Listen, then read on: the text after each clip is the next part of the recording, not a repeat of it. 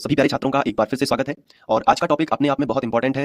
एक तो हो गया लघुत्तम समापवर्तक यानी एलसीएम और दूसरा हो गया महत्तम समापवर्तक यानी एचसीएफ। अगर आप ये दोनों टॉपिक बहुत अच्छे से समझ लेते हैं तो ये मानिए कि ये पूरा अध्याय आपको बहुत अच्छे से समझ में आएगा। तो आज लघुत्तम समापवर्तक को हम बहुत अच्छे से समझेंगे। अच्छा, लघुत्तम समापवर्तक जो होता है ना, इसको समझने से पहले आपको गुणनखंड निकालना आना चाहिए। तो इसके पहले वाले वीडियो लेक्चर में मैंने गुणनखंड निकालना सिखाया है। यदि आपने नहीं देखा है तो आप प्लेलिस्ट चेक करिए डिस्क्रिप्शन में और वहां से आप क्रम से पढ़ाई करिए, तो एक एक करके सारे टॉपिक आपके अच्छे कवर होते जाएंगे। तो चलिए फिर शुरुआत करते हैं लघुत्तम समापवर्तक की। लघुत्तम समापवर्तक यानी कि एलसीएम, और यहाँ पे एलसीएम का फुल फॉर्म होता है लीस्ट कॉमन मल्टीपल। मतलब पहला जो शब्द एल है उसका मतलब होता है लीस्ट, जो दूसरा शब्द सी है इसका मतलब होता है कॉमन, और जो एम है इसका मतलब होता है मल्टीपल। लीस्ट कॉमन मल्टीपल यानी कम से कम छोटे से छोटी वो संख्या जिससे कोई दूसरी संख्या विभाजित हो रहा है। अभी लेकिन आपको अभी जो उतना अच्छे से समझ में नहीं आएगा, पहले इसकी भूमिका जमाते हैं, अच्छे से समझते हैं, एक एक चीज अच्छे से समझते हैं, उसके बाद आप लघुत्तम समापवर्तक बहुत अच्छे से समझ जाओगे क्या होता है। तो लघुत्तम समापवर्तक हम निकालते हैं किन्हीं भी दो संख्याओं का या फिर तीन संख्याओं का। तो ये हम एक एग्जाम्पल लेते हैं, तभी आपको और अच्छे समझ में आएगा। जैसे 6 और 20, तो यहाँ पे हमें 6 और 20 का जो है एलसीएम निकालना है, तो हम कैसे निकाल सकते हैं। तो देखो, स्टेप बाय स्टेप समझना है ताकि ध्यान भी रहे, ठीक है। सबसे पहले क्या करना होता है, हमें जो पहली संख्या है वो लिख लेनी है और उसके बाद बराबर का चिन्ह लगा लेना है। इसके बाद जो दूसरी संख्या है वो लिख लेनी है और उसके बाद भी हम बराबर का चिन्ह लगाते हैं। अब ये हमने ऐसा क्यों किया है, देखो ध्यान से। पहली संख्या जो 6 है ना, उसको हम या तो रफ में लिख सकते हैं या इसी सवाल के साइड में लिख सकते हैं। 6 लिखा, एक खड़ी लाइन और एक आड़ी लाइन, जैसा कि मैंने आपको गुणनखंड निकालना सिखाया है, तो ये हो गया। अब क्या करना है कि 6 के हमें गुणनखंड निकालने हैं। तो गुणनखंड निकालने में मैंने आपको क्या बताया था कि सबसे पहले क्या करना है, सबसे छोटी संख्या का भाग करना शुरू करना है। पहले हमें 2 से भाग देना है। कोई भी संख्या यहाँ पे हो तो हमें यहाँ पे सबसे पहले 2 से भाग ट्राई करना है। अगर 2 से नहीं जाता है तो फिर 3 से करना है, 3 से नहीं जाता है तो 5 से करना है, 5 से भी नहीं जाता है तो 7 से कर लो, ठीक है। ऐसा 2-4 संख्याएं शुरू की आपको याद रख लेनी है। तो सबसे पहले 2 से ट्राई करते हैं। तो 2 तिया 6 कितने बार गया, 3 बार गया, तो 3 लिख लिया। फिर 3 में 3 का ही जाएगा, तो 3 एकम 3, तो कितना आया 2 गुणित 3। तो 6 की जगह पे आप लिख सकते हो 2 गुणित 3। तो ये 6 के अभाज्य गुणनखंड हो जाएंगे। समझ में आया कि नहीं। जब भी हमें किसी भी दो संख्याओं का हमें एलसीएम निकालना है तो पहले हमें उनके अभाज्य गुणनखंड तोड़ने पड़ते हैं। तो जैसे 6 और 20 था तो 6 के अभाज्य गुणनखंड हमने लिख लिए। अब हम 20 के भी अभाज्य गुणनखंड लिखेंगे, तो 20 को भी हम गुणनखंडों में तोड़ देते हैं। सबसे पहले देखो 2 से ट्राई करेंगे, 2 से भाग चला जाएगा, क्योंकि मैंने आपको क्या बताया है कि अगर इकाई अंक 0 है तो 2 से भाग चला जाएगा। तो 2 एकम 2 और ये 0 जमका 2 से भाग करना मतलब आधा करना, उस संख्या का आधा करना। तो 20 का आधा कितना हो जाएगा, 10 हो जाएगा। फिर इकाई अंक क्या है, 0 है, तो फिर 2 से चला जाएगा और 10 का आधा कितना होगा, तो 10 का आधा हो जाएगा 5।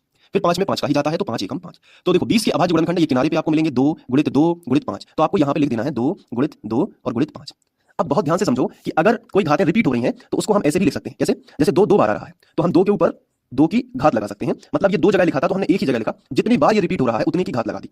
और गुणित कितना कर दिया, तो गुणित हमने कर दिया 5। तो ये जो तरीका है इससे आपको एलसीएम सीखने में बहुत मदद मिलेगी, इसलिए सबसे पहले बहुत ही सरल सवाल लिया गया है। तो 6 के लिए हम लिख सकते हैं 2 गुणित 3। इसमें कोई भी घात रिपीट, कोई भी संख्या रिपीट नहीं हो रही है तो हम 2 गुणित 3 ही लिखेंगे, लेकिन 20 में 2 बार रिपीट हो रहा था इसलिए 2 के ऊपर 2 की घात गुणित 5 कर दिया। अब आगे बढ़िएगा। अब हमें निकालना है 6 और 20 का क्या एलसीएम। तो हम इस तरीके से एक डिजाइन बनाएंगे कि एलसीएम आगे लिखेंगे और किसका एलसीएम निकालना है, 6 और 20 का, तो हमने वो लिख लिया। अब फिर बराबर लगाएंगे। इसके बाद क्या करना है कि एलसीएम का मतलब होता क्या है पहले वो समझो। एलसीएम का मतलब होता है कि सभी अभाज्य गुणनखंडों की उच्चतम घात, यानी सभी अभाज्य गुणनखंडों की उच्चतम घात, बस रिपीट नहीं करना है। तो देखो एलसीएम में आपको क्या करना है, पहली संख्या के गुणनखंड से लिखना शुरू करना है, लेकिन रिपीट नहीं करना है और सबसे ऊंची घात लेनी है। अब देखो धीरे धीरे आएगा समझ में। जैसे यहाँ से ये पहली संख्या के अभाज्य गुणनखंड ये है और दूसरी संख्या के अभाज्य गुणनखंड ये है। फिर से समझो, पहली संख्या के अभाज्य गुणनखंड यहाँ से लेके यहाँ तक ये है और दूसरी संख्या के अभाज्य गुणनखंड ये है।